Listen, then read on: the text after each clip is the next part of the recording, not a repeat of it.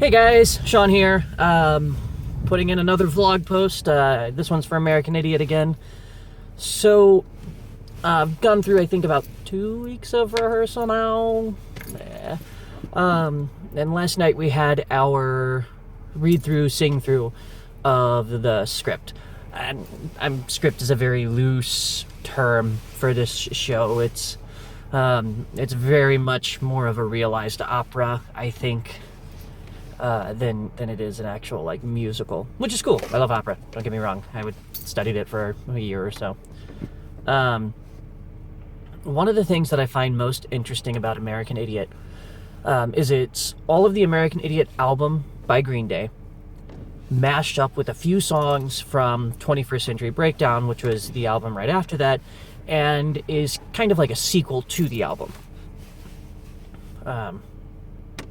Having listened to everything that Green Day has ever put out, because if I'm going to do something, I usually do it right. So when I did my first Sondheim show, I listened to anything and everything that I could find of Sondheim, so I actually knew what I was doing going into the show. So yeah, I've listened to anything and everything that has ever been recorded by Green Day. And one of the things that I find most interesting about Green Day's music is it hasn't changed much, and yet it's changed a ton, which I get. It's a bit of a paradox to say that, but what I find interesting is that the things that Billy Joel vocally was doing with his music back when they first started are things that he still does. I'm trying to think of like a specific he uses a lot of appoggiaturas.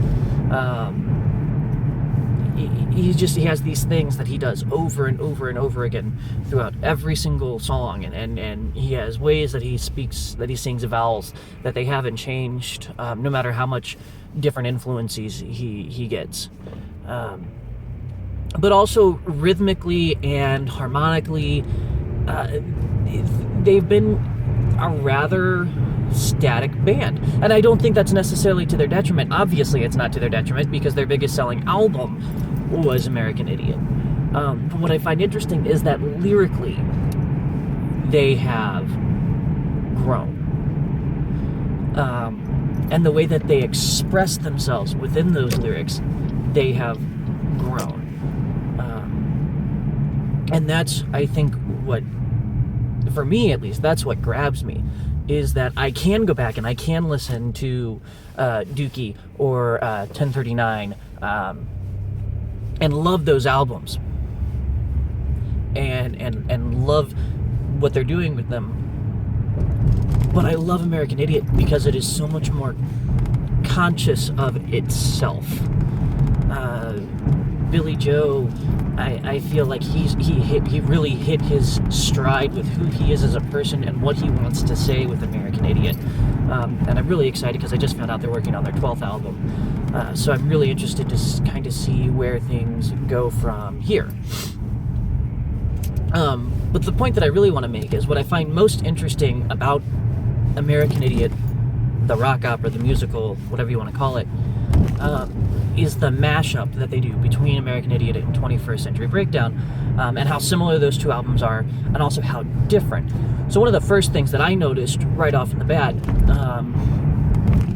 coming into it as somebody who I've probably listened to the American Idiot album 5, 6, 7, 800 times, a lot,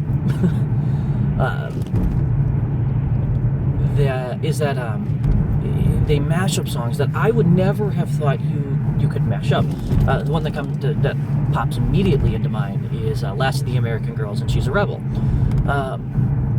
And it's a really weird mashup that works in a really weird way. And I think it starts off with Last of the American Girls, and then it jumps into she's a rebel, she's a saint, but it breaks it up, wherein they intersperse, here's a line from Last of the American Girls, then here's a line from She's a Rebel, here's a line from Last of the American Girls, here's a line from She's a Rebel. And it creates this really interesting commentary, not only on what's happening in the show, but I think on both of the songs themselves. too. And it's something I'm kind of thinking more on, and something that I want to continue kind of looking at. Like I said, we just had our read-through, sing-through last night, and I got to hear the script in totality for the first time. And I'm really sitting down and thinking about and listening more to the lyrics of the songs in context of the albums and where they happen on the albums, but also in context of the show. And I need to sit down, and there's a Broadway Idiot documentary that I need to watch about taking it to Broadway. And I'm going to see if I can find anything from Tom Kitt and Billy Joe about kind of like why the choices were made to do things the way they were. So it strikes me that the choices are interesting enough that I, as a longtime fan and listener of Green Day, it's something that I really do want to understand a little bit better, because I want to understand what was the thought process here. And I have my own ideas, but I don't want to speak to any of them really until after I've done the full research. And the entire context of the show gets me too. It's interesting in the fact that I don't think it takes place right now. I think the entire thing is a flashback, and maybe even a figment of the imagination of Johnny. For example, we see in the show Johnny has an alter ego that comes out of nowhere, St. Jimmy. But Johnny also keeps confusing his stepdad, his real dad, Brad, and God with each other throughout his letters that he writes home in the show. It almost makes me wonder, is the greater commentary of the show not necessarily on just, the growing disillusionment that we have within American society, but it doesn't speak to something greater? Is it really speaking to our fascination that we have with near constant connection with the internet and near constant connection with each other? So I feel kind of like I'm rambling and talking out of my ass, but I really kind of think on my feet more than I, think and process. Anyways, so there's a lot going on in the show that I think requires a lot more understanding of the show itself, which is something I'm going to, like I said, do over the next week or so. Yeah. It's got me, like, this idea. It's one of those things where I literally come up with ideas on the spot sometimes, and then I'm like, yeah, and so it's like, now I'm in deep think mode. But I really, I think for me, moving forward with the show as a character is, and developing my character after after we have some direction from Scott Miller, our director.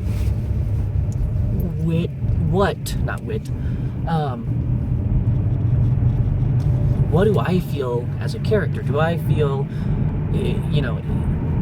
is this happening to me right now? Is this just a figment of Johnny's imagination? Is this something in the past? And until I have direction from the director, I can't really make a decision on any of those ideas. But I think it's fun to kind of explore that idea. Like, are all these characters, all of them, Will, Tunny, St. Jimmy, what's her name, Extraordinary Girl, all of them, are they just figments of his imagination? Is he so just caught up in this virtual world that we have that nothing is real anymore? Or, excuse me, is this all in the past and we are just shades of real people?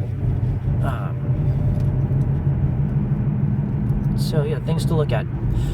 But like I said, over the next week or so, lots of research to do. I'm going to sit down and really focus on contextually the show and then contextually the albums. Watch a few documentaries. kind of see going forward what's going on with this show, and solidify my thoughts. So, but that's it. That's all I have for today. Don't be an American idiot.